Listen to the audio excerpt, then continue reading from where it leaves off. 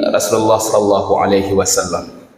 Suatu hari Rasulullah sallallahu alaihi wasallam mengatakan kepadaku, "Alla u'allimuka suratan a'zamu suratin minal Qur'an qabla an takhruja min hadzal masjid." Rasulullah sallallahu alaihi wasallam mengatakan kepada beliau, "Maukah engkau aku ajarkan satu surah yang paling agung yang ada di dalam Al-Quran sebelum engkau keluar dari masjid ini?" Maka beliau mengatakan, "Tentu wahai Rasulullah sallallahu alaihi wasallam." Kemudian beliau melaksanakan salat. Rasulullah sallallahu alaihi wasallam melaksanakan salat. Dan ketika hendak keluar, beliau mengatakan, "Kada an nakhruja." Hampir saja kami keluar. Lalu aku mengingat apa yang Rasulullah sallallahu alaihi wasallam sampaikan kepadaku. Dan aku bertanya kepada beliau, "Wahai Rasulullah, apa surah yang paling agung yang ada di dalam Al-Quran yang akan engkau sampaikan kepadaku?" Maka Rasulullah sallallahu alaihi wasallam mengatakan, "Fatihatul Kitab, Sab'ul Masani, Al-Quranul Azim alladhi utitu bihi." Rasulullah sallallahu alaihi wasallam mengatakan surah yang paling agung yang ada di dalam Al-Quran adalah Fatihatul Kitab, surah Al-Fatihah. Sab'ul Masani, yang memiliki 7 ayat yang sangat agung. Al-Quranul Azim, dan dia adalah inti dari Al-Quran yang diturunkan kepadaku. Para hadirin jamaah yang dimuliakan oleh Allah Subhanahu wa ta'ala, surah Al-Fatihah adalah surah yang paling agung yang ada di dalam Al-Quran. Para ulama menjelaskan keagungan surah Al-Fatihah itu dikarenakan di dalamnya berisi pujian kepada Allah Subhanahu wa ta'ala, dan di sisi lainnya adalah doa yang diinginkan oleh seorang hamba. Dalam hadis lainnya, Rasulullah sallallahu alaihi wasallam menyebutkan, Allah Subhanahu wa ta'ala berfirman dalam hadis kursi, "Qasamtu shalah baini wa bainal abdi." Aku membagi salat itu di antara diriku dengan hambaku. Ya, surah Al-Fatihah itu dinamakan dengan salah karena di dalam setiap rakaat yang kita lewati di dalam salat kita, di dalamnya kita bacakan surah Al-Fatihah, maka dia dinamakan dengan salat. Aku membaginya dengan hambaku. Nah, lalu Allah Subhanahu wa ta'ala menyebutkan apabila mereka membaca Alhamdulillahirabbil alamin, maka Allah akan mengatakan hamadani abdi. Nah, sampai ketika dia mengucapkan iyyaka na'budu wa iyyaka nasta'in, maka Allah Subhanahu wa ta'ala akan mengatakan hadza baini wa baina abdi wa li abdi masa'al.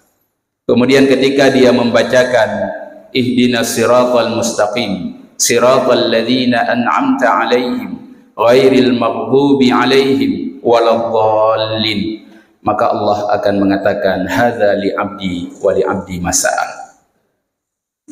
Surah Al-Fatihah ketika kita bacakan di dalam setiap salat kita,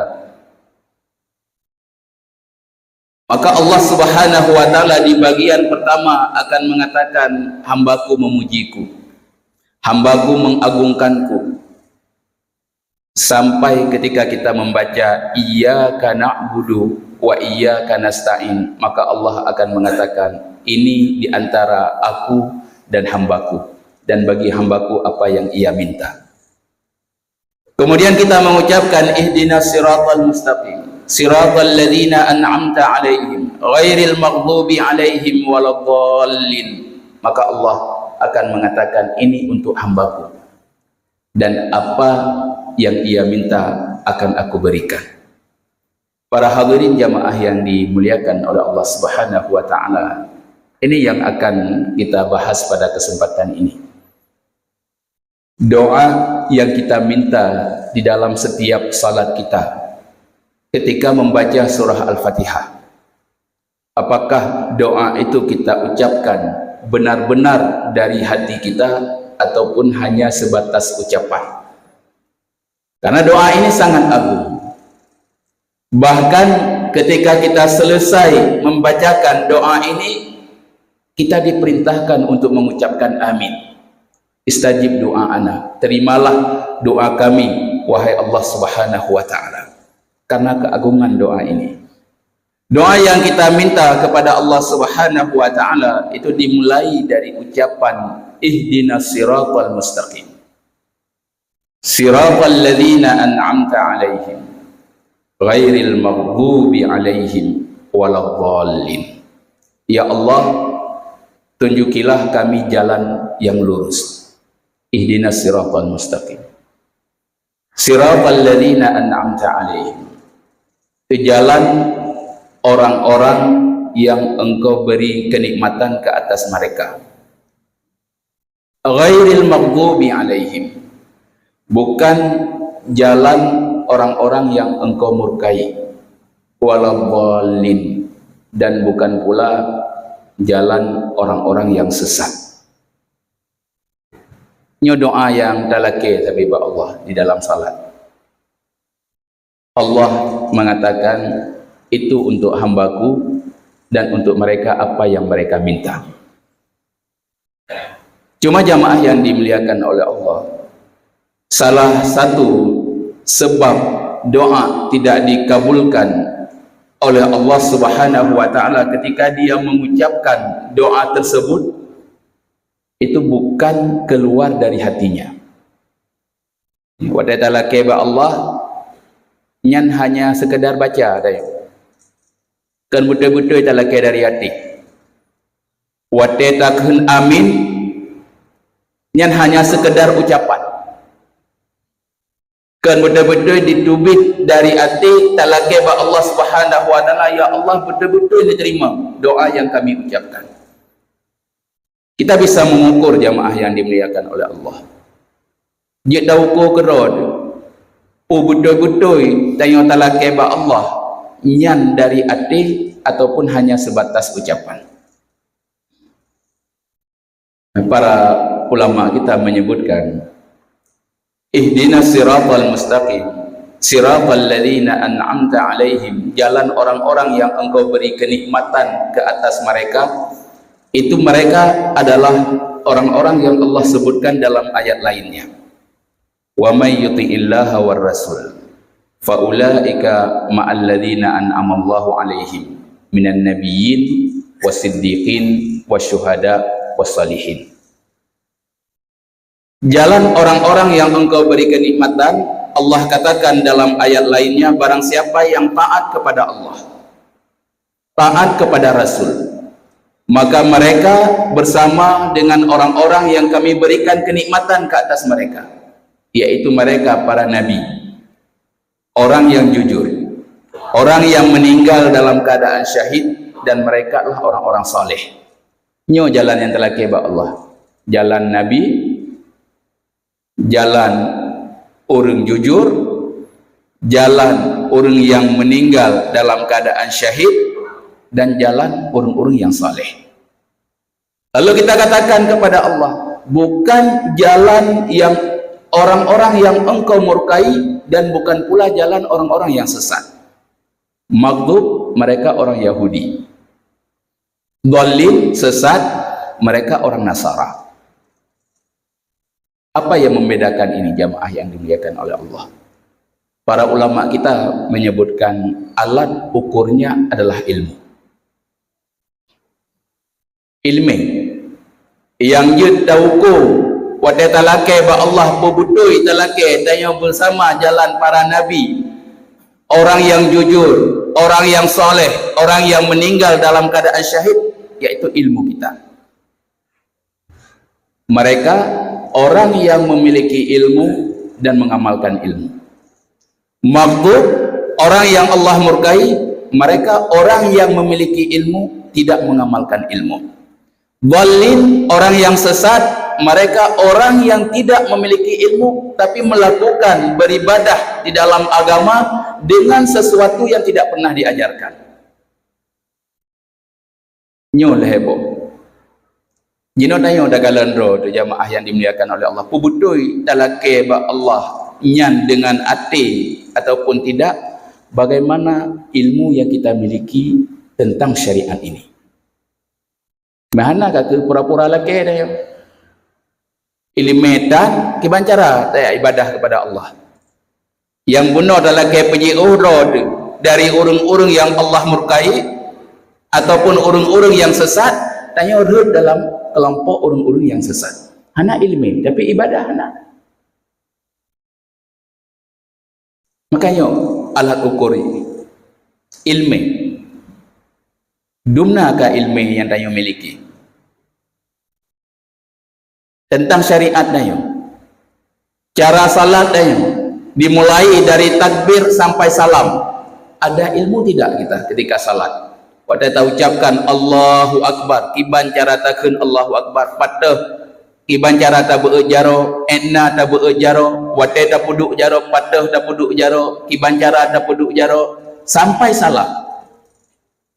Nah ilmu puhana ada ya.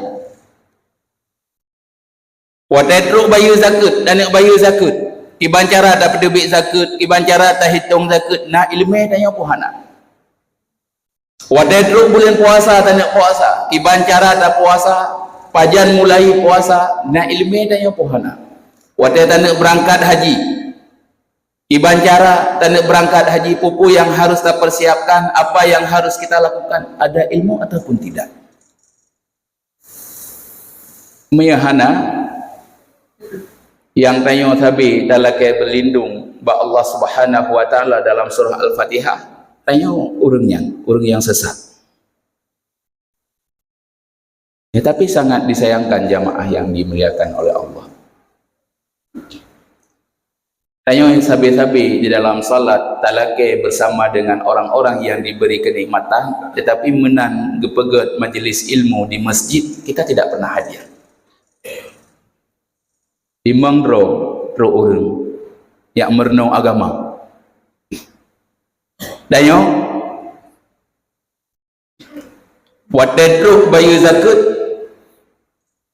cara dah hitung zakat hana ada doa. Wadad dah sembahyang tak takbir cara berjaroh hana ada doa. Ingat disagai wadad gubernur jaman roh tekad. Tah dasar hukum, tah dalil yang mengatakan seperti itu hana ada doa. Tapi nak dah sembahyang. Nah, dapat buat ibadah. Dasar dari ibadah itu kita tidak pernah tahu. Ilmu tentang ibadah itu kita tidak pernah belajar tentangnya. Maka ini jatuh ke dalam kesesatan. Pada dah baca surah Al-Fatihah yang kita meminta kepada Allah Subhanahu wa taala berlindung dari dua sifat tersebut, yaitu maghdub, orang yang Allah murkai, yaitu mereka orang yang memiliki ilmu tetapi tidak mengamalkan ilmu yang mereka miliki, ataupun dhalin, orang yang sesat, mereka tidak memiliki ilmu tetapi memiliki amal. Kayo kenan hut. Maka doa yang kita minta di dalam surah Al-Fatihah yang kita ucapkan itu hanya kedustaan. Ya, tidak ada sesuatu apapun yang membantu kita benar-benar meminta kepada Allah Subhanahu wa taala untuk ditunjuki kita jalan orang-orang yang Allah berikan kenikmatan ke atas mereka. Maka para hadirin jamaah yang dimuliakan oleh Allah Subhanahu wa taala, kita juga pernah menyampaikan di atas mimbar yang mulia ini bagaimana syariat kita itu sangat mengagungkan ilmu. 30 juz Al-Quran yang diturunkan oleh Allah Subhanahu wa taala kepada kita. Ayat yang pertama sekali Allah pilih untuk kita adalah Iqra. Bacalah, menunjukkan tentang bagaimana Allah mengagungkan keilmuan. Ketika terputus wahyu, turun ayat setelahnya, surah setelahnya, juga surah yang berkaitan dengan ilmu, yaitu Al-Qalam. Ini menunjukkan syariat kita memang syariat yang sangat mengagungkan ilmu, dan seluruh ibadah yang kita beribadah kepada Allah Subhanahu wa taala adalah berdasarkan ilmu yang kita miliki. Ilmu itu, jamaah yang dimuliakan oleh Allah Subhanahu wa taala, adalah sesuatu yang membuat kita makin takut kepada Allah. Maka kan sekedar ilmi, kan sekedar belajar, bina pengajian dah ikut, Jumaat tanya pun teruk, tapi buat harum tak buat, perintah tak tinggalkan, bukan itu ilmu yang diinginkan dalam syariat. Maka ketika Imam Ahmad mengatakan tentang ilmu, Imam Ahmad mengatakan al-ilmu ma nafi walisal ilmu ma hafir. Ilmu adalah sesuatu yang bermanfaat bagi pemiliknya, bukan sesuatu yang ia hafal. Dom ikle dah hafal dayo, tapi ke Allah hanaya kan ilmu.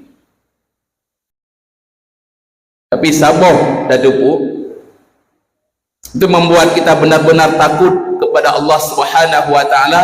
Itulah ilmu yang kita minta di dalam setiap salat kita. Makanya disebutkan oleh para ulama kita, yang diartikan oleh ulama, yang diartikan tentang ulama ataupun alim adalah seseorang yang paling takut kepada Allah, karena Allah mengatakan innama yakhsyallahu min ibadihil ulama.